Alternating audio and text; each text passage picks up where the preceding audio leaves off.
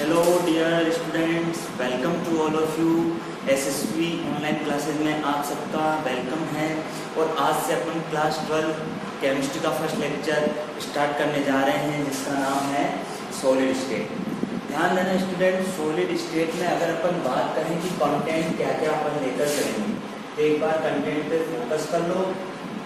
आपकी जो नोटबुक है उसके फर्स्ट पेज पे लिखोगे कि इसमें अपन क्या क्या पढ़ने वाले हैं। तो पहली बात अगर अपन करें सॉलिड स्टेट में, तो अपन पढ़ेंगे general properties. General properties of solids and there types. Solids की जनरल प्रॉपर्टीज और उनके टाइप। यहाँ पे अपन बात करें दो टाइप्स में क्लासिफाई करेंगे, crystalline solids and amorphous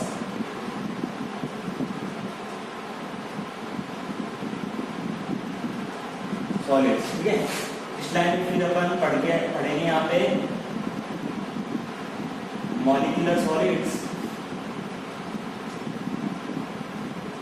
ionic solid क्या होते हैं, मेटालिक सॉलिड क्या होते हैं, हाइड्रोजन बॉन्डेड सॉलिड क्या होते हैं। राइट, देखिए अपन यहाँ पे देख लीजिए। इसके बाद अपन बात करेंगे यूनिट सेल क्या होती है, वॉइड्स इसे कहते हैं, है ना। और इसमें ही अपन आगे देखेंगे close packing of particles. Close packing structures यहां से देखेंगे।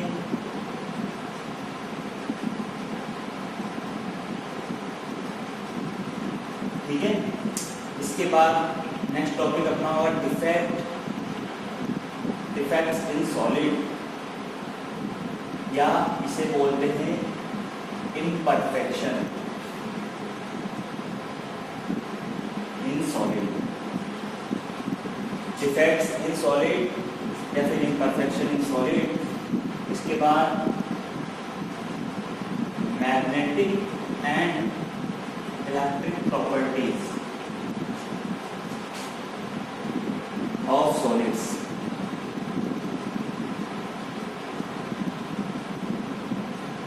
ये बेसिकली अपना एक फ्लो चार्ट है कंटेंट का कि अपन इसमें क्या क्या डिस्कस करने वाले हैं। तो ध्यान देना, जनरल प्रॉपर्टीज पढ़ने के बाद अपन टाइप्स पढ़ेंगे, यूनिट सेल, वॉइड्स पढ़ेंगे, क्लोज पैकिंग्स ऑफ पार्टिकल पढ़ेंगे, क्लोज पैकिंग स्ट्रक्चर्स पढ़ेंगे, है ना। इसके बाद अपन बात करेंगे defects in solid, imperfection in solid जिसे बोलते भी हैं, दोनों ही एक ही बात है। Magnetic and electric properties of solid पढ़ेंगे। यहाँ से एक चीज और ध्यान रखना, अपन पढ़ेंगे पैकिंग एफिशिएंसी। इसको नीचे भी लिख सकते हो, आपको कोई दिक्कत नहीं है। पैकिंग एफिशिएंसी अपन यहाँ पे डिस्कस करने वाले हैं ना। डेंसिटी को रहने दो, डेंसिटी के साथ न्यूमेरिकल के साथ अपन उसको डिस्कस करेंगे। ठीक है, तो ये सारी चीजें होंगी, है ना। अब आज का मैं अपना लेक्चर स्टार्ट करता हूँ। आप इसको पॉज करके स्क्रीनशॉट लेके एक बार नोटबुक से पहले पेज पे लिख लो, देन अपन स्टार्ट करते हैं सॉलिड स्टेट।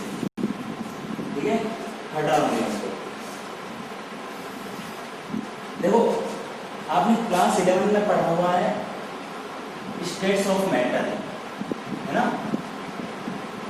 जनरली 3 स्टेट्स होती हैं। नॉर्मल टेम्परेचर और प्रेशर की बात की जाए तब जनरली 3 स्टेट्स होती है ना। कौन कौन सी? सॉलिड, लिक्विड और गैस। यहाँ पे अपना जो कंसंट्रेशन होगा वो बिल्कुल किस पे होगा? सॉलिड पे होगा। राइट, अब ध्यान देना, अगर मैं आपको यहाँ से स्टार्ट करने की कोशिश करूँ सॉलिड स्टेट में, तो थोड़ा फोकस करना। मैं यहाँ पे ड्रॉ करता हूँ एक डायग्राम।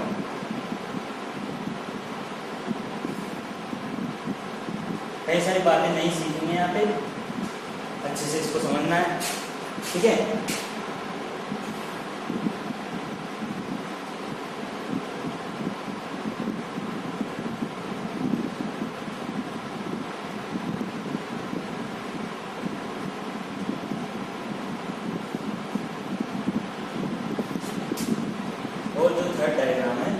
उसमें मैंने क्या किया, ये जो पार्टिकल्स हैं इनको और अच्छे से मैंने क्या कर दिया, अरेंज कर दिया। ये मैंने आपको डायग्राम के थ्रू मैटर के जनरली 3 स्टेट्स को रिप्रेजेंट किया है। ठीक है, अब मुझे बताओ कि कौन सी स्टेट है। आप बोलोगे सर इसमें जो कॉन्स्टिट्यूएंट पार्टिकल्स है वो काफी कहाँ है, दूर दूर है, तो इस स्टेट को अपन क्या बोलेंगे, गैस। ठीक है, अगर गैस को कूल किया जाए, क्या किया जाए, कूल किया जाए, या फिर प्रेशर को क्या कर दिया जाए, बढ़ा दिया जाए, प्रेशर इंक्रीजेस। ठीक है, तब क्या हो जाएंगे, ये जो कॉन्स्टिट्यूएंट पार्टिकल्स है थोड़ा और पास पास आ जाएंगे भाई, तो इनको अपन क्या बोलेंगे, इस स्टेट को अपन बोलेंगे लिक्विड। बताया आप सबको ये। अगर बात करें और कूल या फिर प्रेशर को और क्या कर दें, इंक्रीज कर दें। ठीक है, तो यहाँ से ये क्या करेंगे, बिल्कुल एक वेल ऑर्डर्ड मैनर में बिल्कुल पास पास आ जाएंगे, बिल्कुल अच्छे से अरेंज हो जाएंगे। तो इस स्टेट को अपन क्या बोलेंगे, सॉलिड। और अपन को किसकी बात करनी है, यहाँ पे सॉलिड की बात करनी है। तो ध्यान देना है, अगर रिवर्स प्रोसेस पे फोकस करें तो यहाँ से अगर मैं सॉलिड को हीट कर दूं, बोलो जी, हीट कर दें तो क्या होगा, ये क्या करेंगे, थोड़ा डिस्पर्स होंगे, थोड़ा दूर दूर जाएंगे। फिर इसको और हीट करेंगे तो ये कंप्लीटली किस में कन्वर्ट हो जाएगा, लिक्विड से गैस में कन्वर्ट हो जाएगा। ये डायग्राम भी मैंने बताया। कहने का मतलब जो सॉलिड होते हैं उनमें क्या होता है, बिल्कुल एक वेल मैनर्ड में जो उसके पार्टिकल्स होते हैं, कॉन्स्टिट्यूएंट पार्टिकल्स होते हैं जिनसे वो सॉलिड मिलकर बना होता है, वो एक बिल्कुल डेफिनेट शेप में होते हैं, है ना। उनका जो अरेंजमेंट होता है वो बिल्कुल कैसा होता है, डेफिनेट होता है, राइट। तो इसको अपन क्या बोलते हैं, सॉलिड बोलते हैं। यहाँ से मैंने आपको डेफिनेशन इंट्रोड्यूस करवाई है सॉलिड की, सॉलिड होते क्या है। तो यहाँ पे ध्यान देना, क्या बोलोगे सॉलिड को, सॉलिड क्या होते हैं, सब्सटेंस which have, नोट्स में मिल जाएगी आपको डेफिनेशन ना, which have definite mass, shape और वॉल्यूम, उसको अपन क्या बोलते हैं, सॉलिड्स बोलते हैं। अब इनका देखो मास हो गया, शेप हो गई, वॉल्यूम हो गई, सारी चीजें बिल्कुल डेफिनेट क्यों होंगी, इनकी बात अपन को करनी है ना। तो पहली बात आप क्या बोलोगे, सॉलिड्स क्या होंगे, जिनमें पार्टिकल्स बिल्कुल पास पास होते हैं, जिनका मास फिक्स होता है, जिनकी शेप और वॉल्यूम भी बिल्कुल क्या होता है, फिक्स होता है। ऐसे सब्सटेंस को, ऐसे मटेरियल को अपन क्या बोलते हैं, ऐसे मैटर को क्या बोलते हैं, सॉलिड कहते हैं, राइट। तो आगे चलते हैं, क्या होगी बात सॉलिड की, ये आपका एक डायग्रामेटिक रिप्रेजेंटेशन हो गया 3 स्टेट्स का।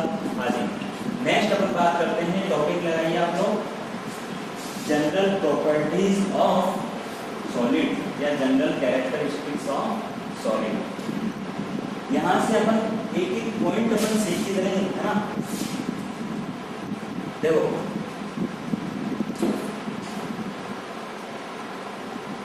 टॉपिक होगा अपना जनरल कैरेक्टरिस्टिक्स ऑफ सॉलिड्स। ठीक है, फर्स्ट अपन क्या बोलेंगे, डेफिनेट शेप एंड वॉल्यूम। सबसे पहला पॉइंट आपने यही सीखा होगा, डेफिनेट शेप एंड वॉल्यूम। अच्छे से सुनना मेरी बात को, है ना, क्योंकि इसके बाद जब एक्सरसाइज होगी तब इन्हीं से रिलेटेड, प्रॉपर्टी से रिलेटेड 2-4 क्वेश्चन मैं आपको दूंगा, उसका रीजन आपको देना पड़ेगा, राइट। तो देखो अगर बात करें, डेफिनेट शेप होता है सॉलिड का, वॉल्यूम भी डेफिनेट होता है, ये तो आप सबको पता है, लेकिन ऐसा क्यों होता है, इसका रीजन बताइए। क्यों सॉलिड का शेप डेफिनेट होता है, क्यों वॉल्यूम का डेफिनेट होता है। तो ध्यान देना स्टूडेंट्स, पहली इंपॉर्टेंट बात यहाँ पे आपके सामने ये है कि ये जो सॉलिड्स होते हैं ना, इनके बीच में जो इंटर मॉलिक्यूलर फोर्स होता है ना, दो पार्टिकल्स के बीच में लगने वाला फोर्स, है ना, वो होता है, वो कौन से नेचर का होता है, अट्रैक्शन, अट्रैक्टिव टाइप का होता है। और वो उसका स्ट्रेंथ क्या होता है, वो काफी ज्यादा क्या होता है, स्ट्रॉन्ग होता है। कहने का मतलब अपन ऐसे बोल रहे हैं कि जो ये सॉलिड्स है, सपोज ये एक ऐसा उसका पार्टिकल है तो दूसरा बिल्कुल यहाँ पे चिपक के तीसरा ऐसे ऐसे ऐसे ऐसे बिल्कुल ऐसे रहेंगे, है ना। तो अपन क्या बोलेंगे कि इनके बीच में जो इंटरमॉलिक्यूलर फोर्स है वो काफी ज्यादा स्ट्रॉन्ग अट्रैक्शन टाइप का होता है, या फिर अपन इसको ऐसे लिख दो, इंटरमॉलिक्यूलर अट्रैक्शन फोर्सेज होते हैं, इंटरमॉलिक्यूलर अट्रैक्शन फोर्स होते हैं, और जो कि किस टाइप के होते हैं, बिल्कुल स्ट्रॉन्ग टाइप के, बहुत ज्यादा स्ट्रॉन्ग होते हैं। पहली बात तो ये है, ठीक है।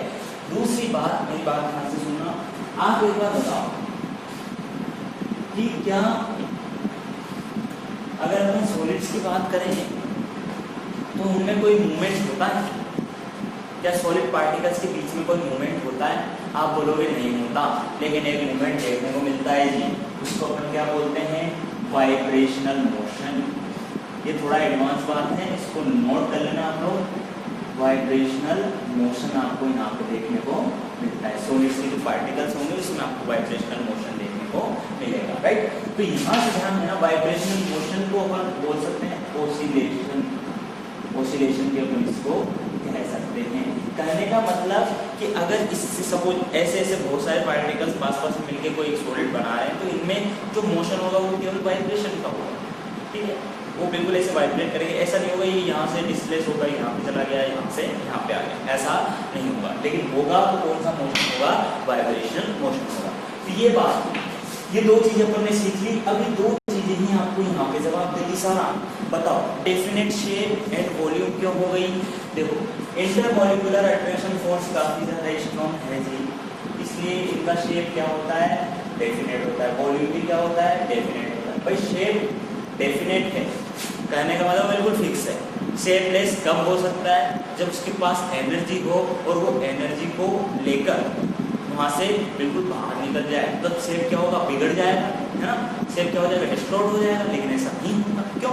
क्योंकि इनके बीच में इंटरमॉलिक्यूलर अट्रैक्शन फोर्स कैसा है, स्ट्रॉन्ग। पहला पॉइंट समझ में आ गया कि मैं फोकस करके चलूंगा ईच एंड एवरी पॉइंट पे, तो आप थोड़ा ध्यान से समझना, क्योंकि मैं यहाँ से बना दूंगा, ठीक है। डेफिनेट शेप एंड वॉल्यूम होता है, चलो ये बहुत बढ़िया बात है। सेकेंड बताओ, मेल्टिंग पॉइंट के बारे में क्या ख्याल है? सॉलिड्स का मेल्टिंग पॉइंट हाई होता है या लो होता है, बताओ। अब आपको पता है कि इंटरमॉलिक्यूलर अट्रैक्शन फोर्स काफी ज्यादा क्या है, स्ट्रॉन्ग है। तो आप क्या बोलोगे, इनको ब्रेक करने के लिए, सॉलिड को लिक्विड में कन्वर्ट करने के लिए आपको ज्यादा अमाउंट ऑफ एनर्जी चाहिए, तो टेम्परेचर को भी क्या करना पड़ेगा, आपको ज्यादा देना पड़ेगा। तो आप क्या बोलोगे, high melting point, high melting point, ठीक है। इसको ऐसे लिख दो। रीजन आपको पता होना चाहिए हर चीज का, क्यों इनका मेल्टिंग पॉइंट हाई होता है ना।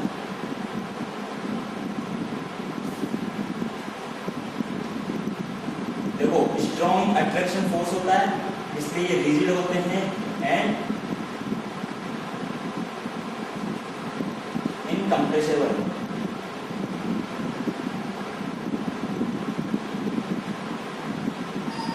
आप इनको कंप्रेस नहीं कर सकते, क्यों? क्योंकि ये क्या होते हैं, स्ट्रॉन्ग अट्रैक्शन फोर्स से अटैच होते हैं, ठीक है। रिजिडिटी होती है। फोर्थ अपन बात करें वेपर प्रेशर, है ना, तो अपन यहाँ पे बोलेंगे नेग्लिजिबल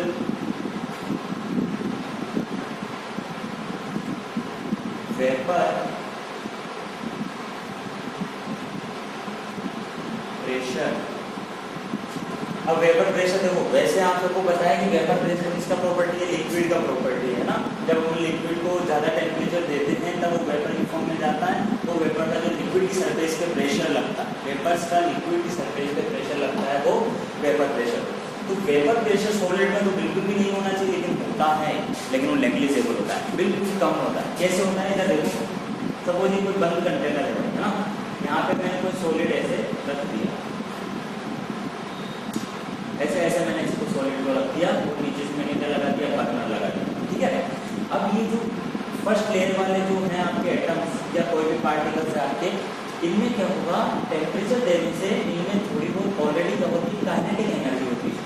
कौन सी एनर्जी होती है, काइनेटिक एनर्जी। कहने का मतलब कि यहाँ से लीव करने की कोशिश कर रहा कभी कभी, ऐसे नहीं बोला हमेशा, नेग्लिजिबल बोला है क्योंकि अट्रैक्शन फोर्स स्ट्रॉन्ग है इसलिए ऐसा फिनोमिना आपको कभी कभी देखने को। लेकिन होता है जैसे तुमने ज़्यादा टेम्परेचर दे दिया तो ये यहाँ से निकल के इस फॉर्म में वेपर फॉर्म में चल जाएगी और फिर वेपर का इसका प्रेशर लगेगा। तो कहने का मतलब अपन क्या बोलेंगे, नेग्लिजिबल वेपर प्रेशर होगा तो सही, बहुत कम होगा, ठीक है, इसको अपन बोलेंगे नेग्लिजिबल वेपर प्रेशर। हाँ, डिफ्यूजन के बारे में क्या ख्याल है, डिफ्यूजन आपने पढ़ा है क्या होता है, किसी भी मटेरियल का हाई कंसंट्रेशन से लो कंसंट्रेशन की तरफ मूवमेंट डिफ्यूजन कहलाता है। तो जब strong force of attraction present है भाई तो जाने ही नहीं देगा, वो वहाँ से ब्रेकआउट ही नहीं होगा। तो करने का मतलब इनमें डिफ्यूजन क्या होता है, लो होता है, लो डिफ्यूजन, लो डिफ्यूजन। अपन ने क्या क्या पढ़ा, definite shape and volume, high melting point हो जाएगा, रिजिड एंड इनकम्प्रेसिबल होते हैं, नेग्लिजिबल वेपर प्रेशर होता है और लो डिफ्यूजन शो करते हैं। ये आपको नोट्स में मिल जाएंगे, लेकिन यहाँ पे मैंने रीजन बताया है इनका, तो रीजन आपको याद रखना है। जैसे अपन बात करें कि क्यों सॉलिड का शेप एंड वॉल्यूम फिक्स होता है, क्यों इनका मेल्टिंग पॉइंट काफी हाई होता है, क्यों इनका वेपर प्रेशर नेग्लिजिबल होता है, तो मैंने आपको एक्सप्लेनेशन दिया है। आई होप आप रफ नोटबुक को लेके बैठे होंगे, वहाँ पे आप लिखते होंगे, तो ठीक है। चलो, ये जनरल कैरेक्टरिस्टिक्स ऑफ सॉलिड यहाँ पे होते हैं खत्म। अपना नेक्स्ट जो टॉपिक था वो था types of solid, types of solid.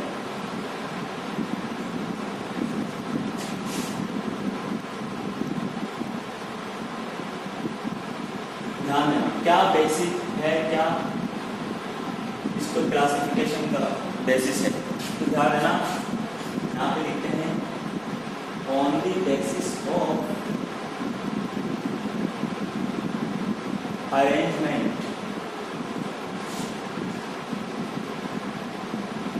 Of constituent particles, ये चीज आपको याद रखनी है ना, तो बुक में नहीं मिलेगी, ठीक है।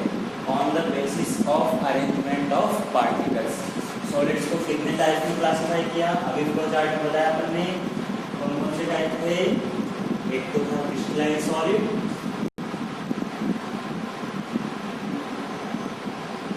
क्रिस्टलाइन सॉलिड्स, और एक होते हैं आपके amorphous solid.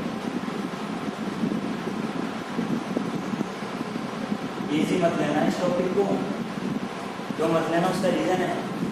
Types of solid बोले तो difference between crystalline and amorphous solid RBSC ने पूछा है रीजन 2020 में, बताओ क्या डिफरेंस होता है, क्वेश्चन आता है यहाँ से। और सीबीएसई 2019 में भी यहाँ से आया क्वेश्चन, इन दोनों में डिफरेंस बहुत पूछा जाता है, आपको याद रखना पड़ेगा। हाँ, कि क्रिस्टलाइन सॉलिड और अमोर्फस सॉलिड एक्सप्लेन करते हैं, तो बेसिक का सॉलिड्स क्या होते हैं, प्रॉपर्टीज क्या होती है, उसके बाद अपन पढ़ रहे हैं कि सॉलिड्स को किस बेसिस पे डिवाइड किया। आप क्या बोलोगे, तो उसके कॉन्स्टिट्यूएंट पार्टिकल्स, स्टूडेंट दिमाग में चिपका लेना, कॉन्स्टिट्यूएंट पार्टिकल्स मतलब जिससे सॉलिड मिलकर बना है, वो चाहे एटम्स हो, मॉलिक्यूल्स हो, आयंस हो, है ना, उनके अरेंजमेंट को बेसिक मानकर सॉलिड्स को दो टाइप से अपन क्लासिफाई कर दिया, एक क्रिस्टलाइन सॉलिड और एक अमोर्फस सॉलिड। अब इनकी बात करेंगे, देखो नोट्स में आपको मिल जाएगा डेफिनेशन वगैरह क्या होती है, यहाँ पे मैं आपको केवल पॉइंट एक्सप्लेन कर देता हूँ कि क्या क्या ये होते हैं ना।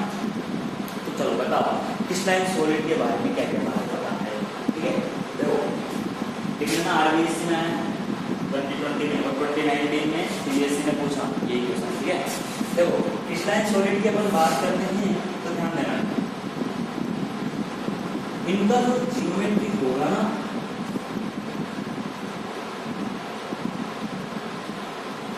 ज्योमेट्री एंड शेप जो होगा वो बिल्कुल डेफिनेट होगा। अभी मैं डिफरेंस नहीं करवा रहा, मैं केवल आपको एक जनरल आइडिया दे रहा हूँ कि क्रिस्टलाइन सॉलिड क्या होगा, कि इनका ज्योमेट्री एंड जो शेप होता है वो डेफिनेट होता है, और जो अरेंजमेंट ऑफ पार्टिकल्स है, ये थोड़ा इंपॉर्टेंट पॉइंट है, अरेंजमेंट ऑफ पार्टिकल्स जो है